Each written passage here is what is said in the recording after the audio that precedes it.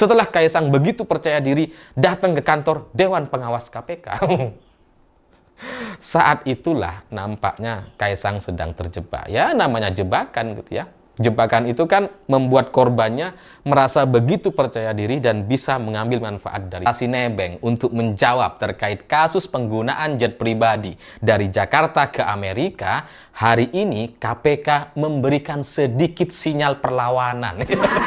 Karena menurut KPK setelah pernyataan Kaisang itu viral di mana-mana gitu ya, atau diperdebatkan atau tidak dipercaya oleh semua orang kecuali orang-orang PSI gitu ya.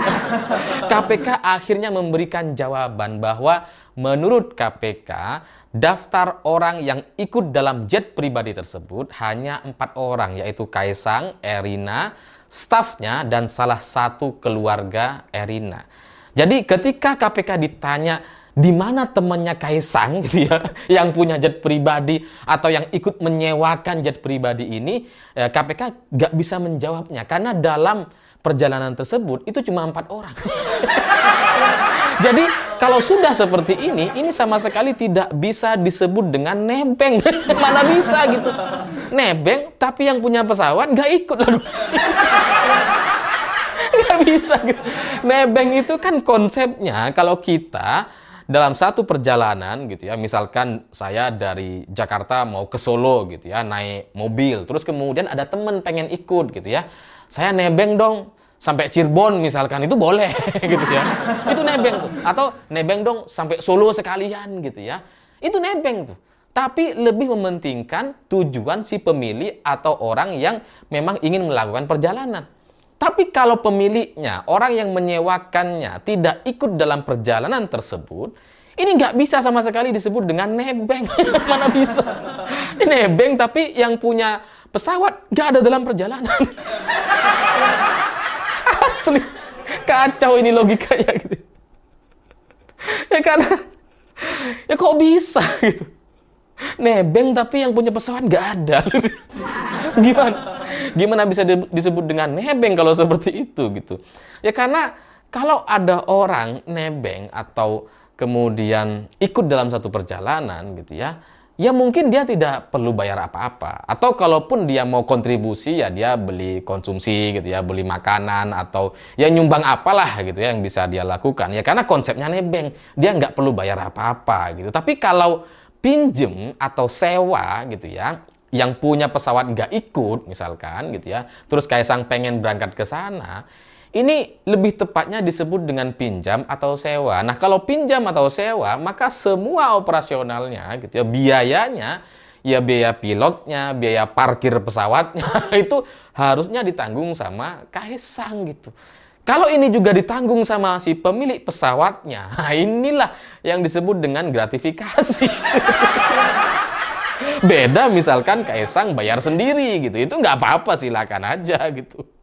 Itu pilotnya dia bayar, kemudian bahan bakarnya dia bayar, semuanya dia bayar gitu ya, kecuali harga sewa pesawatnya, itu masuk akal. Tapi kalau nebeng dia nggak bayar apa-apa, tapi kemudian temennya nggak ada di sana, ini gimana gitu? Ya meskipun pernyataan dari KPK ini kemudian dikoreksi atau diklarifikasi oleh PSI karena menurut PSI katanya dalam pesawat tersebut itu 4:4. Jadi Kaisang dan keluarga 4 orang, temennya 4 orang juga. Jadi dalam pesawat itu 8 orang, cukup. Ya tinggal kita buktikan nanti gitu ya, mana yang benar dari pernyataan ini. Tapi pada intinya kalau misalkan Kaisang ini nebeng atau minjem pesawatnya, ini perlu dibedakan gitu antara pinjem atau nebeng gitu. Karena kalau pinjem ya harus bayar sendiri semuanya gitu. Kalau Kaisang tidak bayar sendiri, itulah yang harus dipermasalahkan. Karena yang namanya pesawat gitu ya, parkirannya aja itu puluhan juta dia sekali landing gitu. Ya gimana? Masa bisa gratisan sih? Kan nggak masuk akal gitu. Ya tapi kalau ngelihat dari rekam jejak keluarga Kaisang ini memang ya semuanya itu nebeng sebenarnya gitu ya. Seperti misalkan Pak Jokowi gitu ya. Pak Jokowi juga kan nebeng PDI Perjuangan, dicalonkan oleh PDI Perjuangan karena awalnya tujuan atau visinya itu sama gitu. Sama-sama ingin menuju negara yang lebih baik ke depan, Indonesia yang lebih baik ke depan. Sampai kemudian Pak Jokowi menginginkan 3 periode sehingga PDI Perjuangan mundur dan tidak lagi memberikan tumpangan kepada Presiden Jokowi. Ya meskipun pada akhirnya banyak para fans atau pendukung Pak Jokowi mengatakan bahwa PDI Perjuangan ini nggak tahu terima kasih kepada Pak Jokowi gitu, karena dibantu suaranya untuk naik dan seterusnya. ya itulah masyarakat kita gitu ya, masih banyak yang bodoh memang gitu, karena PDI Perjuangan itu sudah jauh lebih dulu ada sebelum Pak Jokowi dikenal oleh siapapun di Indonesia. Jauh sebelum Pak Jokowi menjadi wali kota, PDI Perjuangan bersama Ibu Megawati sudah punya suara di DPR gitu. Jadi ya kalau ada kebodohan-kebodohan semacam itu gitu ya dari fans fanatik, terutama dari kalangan projo itu, ya memang seperti itulah mereka gitu ya. Udahlah nebeng nggak tahu diri. Udahlah nebeng merasa memiliki ya ini. Dia yang nebeng gitu ya. Dia pula yang merasa punya kuasa.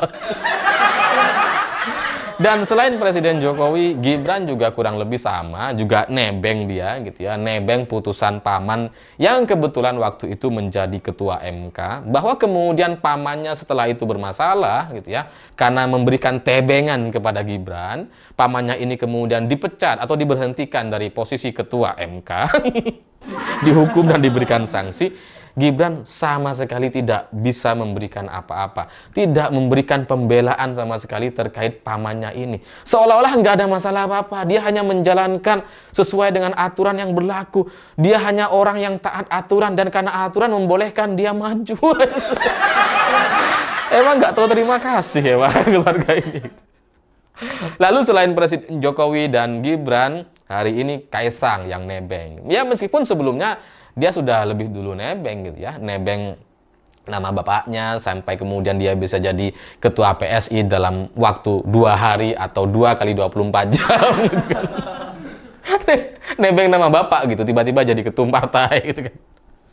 Terus sekarang dia nebeng jet pribadi. Dan nanti kalau ngelihat dari pernyataan Kaisang hari ini gitu ya, nanti misalkan ada masalah dari nebengnya Kaisang ini gitu ya, maka yang akan disalahkan adalah pemilik pesawat pribadi itu. Jadi Kaisang nggak salah gitu, karena dia cuma nebeng. Nanti kalau ada masalah, ya biarkan yang punya pesawat yang bermasalah. Ini kan menunjukkan kalau mereka ini memang sekeluarga sama ini, agak lain.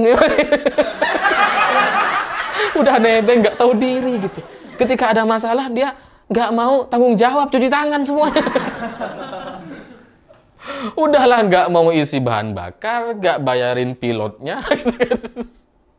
Ketika ada masalah, dibiarin aja, udah bukan salah saya cuma nebeng.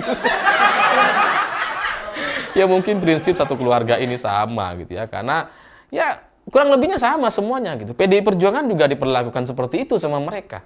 Setelah mereka nebeng gitu ya, Presiden Jokowi nebeng, kemudian Gibran, kemudian Bobi nebeng gitu ya. Ketika ada keinginan mereka tidak bisa dipenuhi oleh PDI Perjuangan, langsung ngamuk semua. Padahal mereka yang nebeng itu. Orang nebeng harusnya tahu diri dong. Harusnya ikut aturan. Ikut yang punya armada harusnya gitu. Bukan mengatur-ngatur supaya armada ini belok ke sana dan belok ke kiri. Tapi itulah yang mereka lakukan gitu.